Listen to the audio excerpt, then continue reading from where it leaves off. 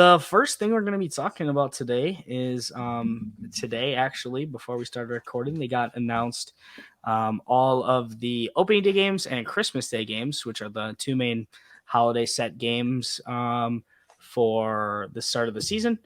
So to open up the season, there's going to be two games on October 24th on TNT, and that's going to be Lakers Nuggets and Suns Warriors. They're going to be the two opening night games. So I don't know if you guys have any thoughts on those games. I mean, Well, I mean, I think Lakers Nuggets I think that's a pretty predictable opening night game. They like to have the ring ceremony for the defending champs, like usually against the team that they beat in the conference finals, whoever that may be. So I kind of saw this coming, but yeah, you can't deny how good of a matchup it is. Lakers and Nuggets. There was a lot of talk about this series, even after it was a 4-0 sweep, even after it was way over. People are still talking about that series, about how it was the closest sweep of all time. How the Lakers found something with Hachimura on Jokic. Just that's one of the funnier series that I can remember. Oh yeah, even with the added comments from all the Nuggets after the finals, the victory laps were hilarious. Yeah, the Lakers Twitter is probably the most comedic joke of individuals of all time. Oh yeah, it's like you're done 3-0 and or 3-0 and you're like, maybe if we put our small forward on him, we'll get it done. Let's make him a scorer because no one's tried that before. Thank you very much. Crazy. The Suns Warriors game though, I actually really like. I feel like that's also, I don't want to say a predictable matchup, but like it's on the short list of everybody's matchup when looking. Yeah, that was fun for sure. It's in Golden State as well, which I'm pretty sure, if I'm not mistaken, KD has not played at Golden State since he left. That's true. Oh, even better. But you got a couple things there. You got the Draymond KD, even though like they were pictured, I'm sure it looks like fine. I'm pretty sure they had like an interview together, but they were sitting courtside at at the Team USA game. So I think they're cool, but there's still history there, and also KD obviously has his history in Golden State, and then you also have to deal with the Book Clay stuff. Yeah. That almost seems like it's transitioned to Paul George and Book though. From that was funny. Yeah, I don't want to talk about that for too long, but Booker, his response to that was kind of weird. Like, is that the reaction you wanted? Like, what is like? It's an interview. Like, I don't know. That's what you do. Ask questions. Yeah. I don't know. But also, Chris Paul revenge game. Yes. Oh, I didn't even think about that. There's a lot to that game. I forget that he's even on that team, man. I really do. It's such a weird. He's coming off the bench. That's why. I don't think he's going to. I think they want him to because they're sick of the ultra small ball. But I'm like, I literally think he's gonna like bitch and moan about it.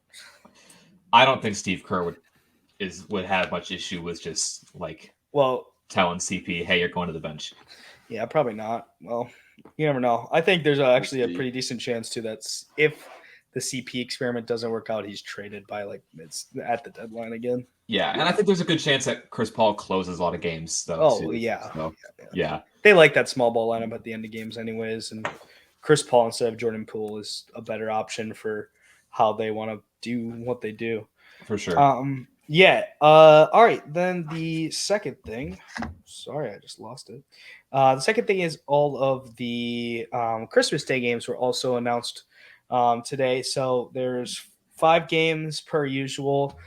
It's Bucks Knicks, 76ers Heat, Celtics Lakers, Mavs Suns, Warriors and Nuggets. Usually Christmas Day games are used for rivalry type games or teams that have history together.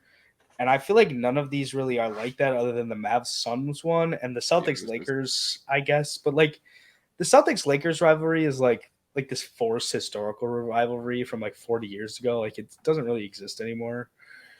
Yeah.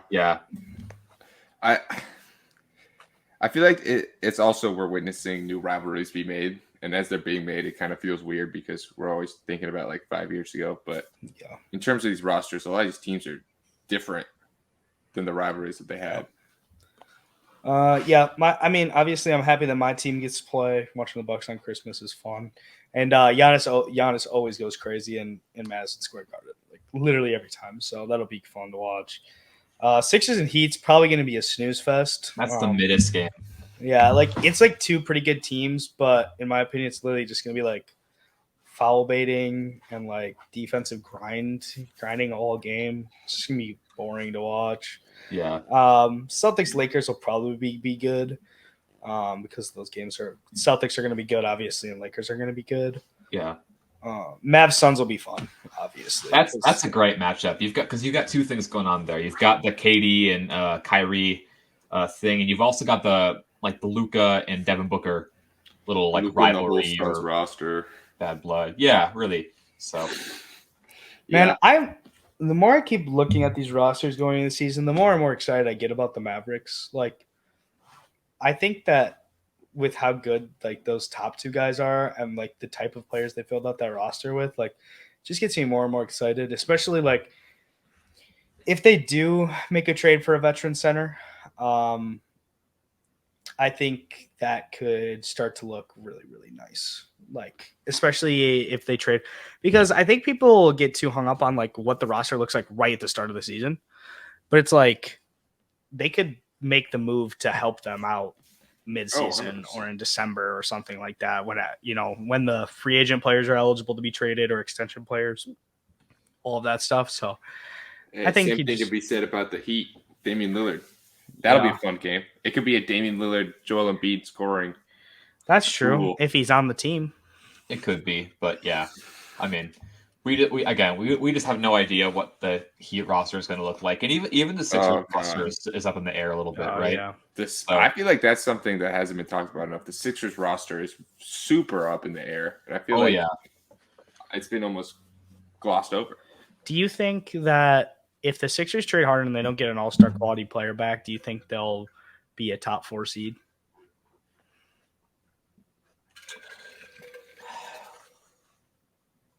Because I think you can make an argument for 4 teams above them pretty easily. Yeah, but I think they'd be like at worst a 6 seed. Really, I don't think they'd fall. They're not playing a team. No, I don't think that. But like, if let's say in this hypothetical that everything happens, that all the guys requesting trades all go to places that aren't their original team. So Dame's on Miami, Harden goes to the Clippers. Let's say that's hypothetical world. Yeah. And the Harden package is some high-level role players and a young piece and a pick maybe. Are the Sixers better than Milwaukee? No. Boston? No. Are they better than Cleveland? No. Cleveland maybe. I don't think they'd be better than Cleveland, man. I think they could be better than New York. Oh, I think they would be better than New York pretty easily. Yeah. I think also you got to think Maxey. Obviously, they'd lose a step offensively with Harden, but I think Tobias Harris is a player that can take a step up into his role, and I think Maxey's someone that's been waiting to have a role open up for him. Yeah, he's always been in the talks of the Anthony Tyler Hero, and those are also guys that have been kind of just waiting to get a bigger role offensively. Yeah. And also, they'd get things back from Harden too. They'd probably get like Terrence Mann and a few other players that could step up for them. And Norman Powell. And Joel Embiid is so good, and there are so few answers for him when it comes to trying to slow him down that like he could really just carry the Sixers to like 46, 47 wins by himself. Especially in the regular season. Because you can't slow him down. You can't slow anybody down with doubles in the regular season like you can in the playoffs. Mm-hmm. So he might be a player that needs to be surrounded by more like faceted skill set role players rather than other stars. Like some stars just play better when they're surrounded by elite role players that can kind of be Swiss Army knives. And I don't think we've really seen Joel Embiid surrounded by one like that. Yeah, I don't disagree. I think the one thing that was really nice this year, I think the reason why him and Harden work so well is because Harden's skill set has been simplified so much over the last year. Like he's pretty much a playmaker and can score, but he's not like a high volume scorer anymore. So it's just a little It's more simplified, but yeah, I would kind of agree. Like Jokic plays with a very like he is more of like a I need a bunch of high level people at certain things rather than like I just need stars around me. Yeah. So, Yeah. And then the last game is Warriors Nuggets, which that'll be a good game. It'll be a good game just because the teams are good and like Steph and Jokic are obviously like two of the must watch stars in the league, but Mm-hmm. there isn't really like there isn't much history there, or there's not really a narrative that like exists that They between knocked these him out of the teams. playoffs 2 years ago. They did, but the Nuggets were super injured and like I don't know. I don't really see that as much else, but It'll be a good game though because this is going to be I think this is going to be a way better Warriors team than previous years. Yeah. yeah. It's also just super marketable, and that's kind of like the goal for Christmas: get as many people watching as possible. Yeah, Yep. That's why the Knicks are every year. Mm-hmm. So Knicks Yeah. Bucks is almost every year, right? no, They're always playing at the sometimes they Mecca do, or whatever it's called. we've played the Sixers the last year, a couple of years. We played Miami, we played Okay. Boston. They played the Hawks in 2022, I think it was. Yeah, Yeah.